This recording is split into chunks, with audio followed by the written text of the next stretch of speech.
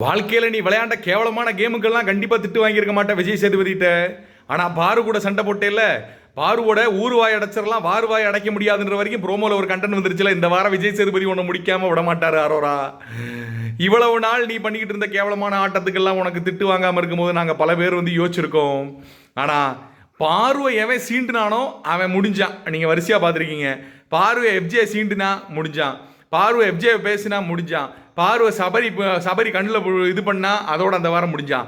இந்த வாரம் நீ பார்வை டார்கெட் பண்ணியிருக்க. சனிக்கிழமை பார்வோட பிஆர் வருவார், உன்னை உரிக்க போகிறாரு. அதை பார்க்குறதுக்கு நாங்கள் ஆவலாக காத்துக்கிட்டு இருக்கோம். கமருதீன், பாரு, அரோரா இவங்க 3 பேத்துக்குள்ளே போயிட்டு இருக்கோம். முக்கோண கன்றாவியை பற்றி எல்லாருக்கும் தெரியும். இந்த கன்றாவி எந்த அளவுக்கு போயிருக்கு அப்படின்னா, ஒரு கன்றாவி ஒரு சைடு காதல்ன்ற பேரில் ஒரு கன்றாவி தனம் பண்ணுது, இன்னொரு கன்றாவி இன்னொரு சைடு பொசசிவ்னஸ்ன்ற பேரில் இன்னொரு கன்றாவி தனம் பண்ணுது. இந்த ரெண்டுக்கு நடுவில் இன்னொரு கன்றாவி நின்றுக்கிட்டு என்ன பண்ணுறதுனே தெரியாமல் 2 சைடு பேந்த முழிச்சுக்கிட்டு ஒரு கன்றாவி தனம் பண்ணுது. இந்த 3 கன்றாவியும் பார்க்குறதுக்கு கன்றாவியாக இருக்குது.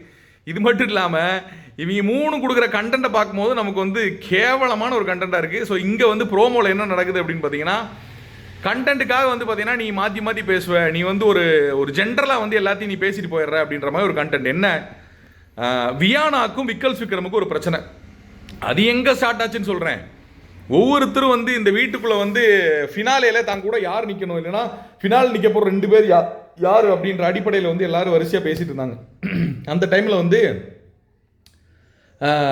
இவங்க வந்து பார்த்தீங்கன்னா எல்லாரும் சொல்லி முடிச்சதுக்கப்புறம் கானா வினோத் பற்றி நம்மளுடைய ஆதிரை வந்து பேசுகிறாங்க. நான் எக்ஸ்ட்ராவாக ஒரு விஷயம் ஆட் பண்ணணும் அப்படின்னு சொல்லிட்டு இந்த வீட்டுக்குள்ளே வந்து பார்த்தீங்கன்னா இவர் எல்லா இடத்துலையும் வார்த்தை விட்டுருக்காரு. காமெடி மட்டுமே பண்ணிட்டு இருக்க ஒரு ஆளை வச்சு நம்ம வந்து அதை டைட்டில் வில்லன் கொடுக்குறதுல எனக்கு சுத்தமாக விருப்பம் கிடையாது. இப்போ வாட்டர்மெலன் ஸ்டாரே எடுத்துக்கிட்டிங்கன்னா அவர் பல இடங்கள்லையும் வாய் விட்டுருக்காரு அப்படின்னா போய் ட்ரிகர் பண்ணது இந்த மனுஷன் தான், இந்த ஆளால் தான் அது ஸ்டார்ட் ஆச்சு அப்படி இப்படின்னு வந்து இவங்க வந்து சொல்ல, அதுக்கு வந்து கானா வினோத் வந்து பார்த்தீங்கன்னா ஒரு ரிப்ளை சொல்லணும் அப்படின்னு உடனே வந்து வராரு.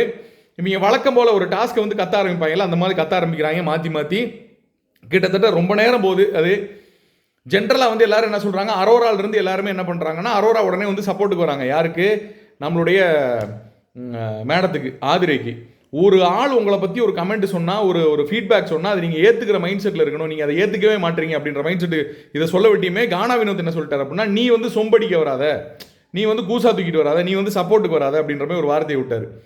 அது அப்படியே பெருசாகி என்னாச்சு அப்படின்னா, ஆமாம் இது மாதிரி ஒரு சில ஆட்கள் அடுத்து வந்து வியானா வந்து இதுக்குள்ளே வந்தாங்க.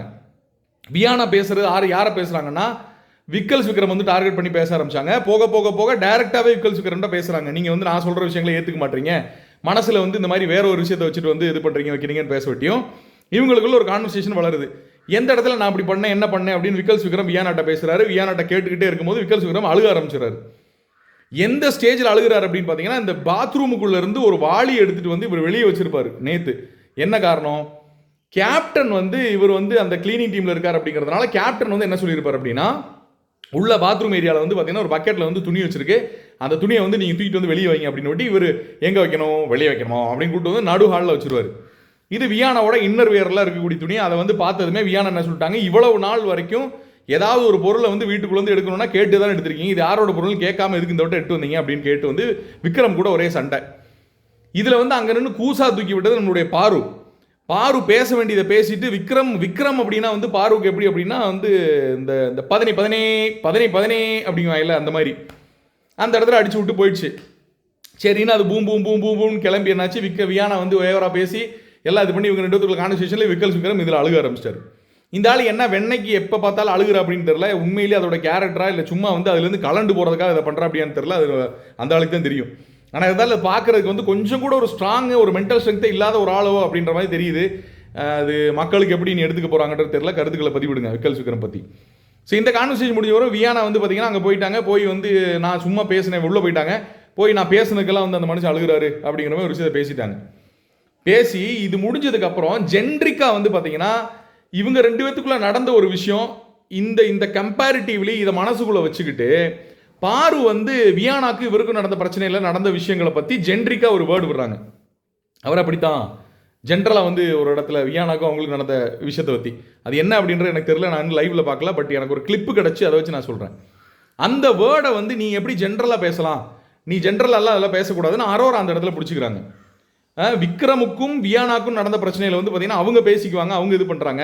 ஆதிரையும் அதில் பேசிக்கிறாங்க. வாங்க பாரு, எங்கே ஓடுறீங்க, எங்கே வந்து நின்று பேசுங்க அப்படின்னு. பாரு வந்து நான் ஜென்ரலாக பேசுகிறேன், நான் அப்படி தான் பேசுவேன், நான் வந்து அதை வந்து பேசலாம், நான் பேசக்கூடாதா, நான் கண்டஸ்டண்டானு வழக்கம் போல் போகிற மாதிரி பேசிட்டு போயிட்டே இருக்காங்க. அதோடைய எக்ஸ்டென்ஷன் தான் ஒருவேளை வந்து இந்த ப்ரோமோவில் வந்திருக்கோம் அப்படின்னு நான் நினைக்கிறேன். ஏன் எனக்கு அப்படி தோணுது அப்படின்னா, அரோராக்கும் பாருக்கும் இருக்கக்கூடிய சண்டை வந்து எதை பேஸ் பண்ணியிருக்கு அப்படின்னா, ஜென்ரிக்கான விஷயங்களை வந்து நீங்கள் பேசுகிறீங்க. ஒரு ஆளுக்கு இன்னொரு ஆளுக்கு பிரச்சனை இருக்க டைமில் நீங்கள் போய் அந்த இடத்துல வந்து பொதுவாக ஒரு விஷயத்தை பேசுகிற பேரில் அந்த பிரச்சனையை ஊதி பெருசாக்கி விட்டு வந்துடுறீங்க அப்படிங்கிற மாதிரி வந்து அரோரா எடுத்துகிட்டு வருவாங்கன்னு தோணுது. ஊர்வாய் அடைச்சிடலாம், வார்வாய் அடைக்க முடியாது அப்படின்னு நீங்கள் சொன்ன கருத்துக்களாலேயே வந்து பார்த்தீங்கன்னா இந்த வாரம் வந்து பார்த்தீங்கன்னா விஜய் சேதுபதி உங்களை பிரித்து எடுக்க போகிறாரு, 100% பிரித்து எடுக்க போகிறாரு. பிஆர் டீம் உங்களை கொதறி எடுக்க போகுது அரோராவை. ஸோ அரோரா இந்த வாரம் வந்து இல்லை, அடுத்த வாரம் வந்து அந்த டீமா, எஸ் அடுத்த வாரமும் இல்லை. ஸோ பொறுத்திருந்து பார்ப்போம் என்ன நடக்குது அப்படின்றத. கருத்துக்களை பதிவிடுங்க. இன்னொரு வீடியோவில் சந்திக்கலாம்.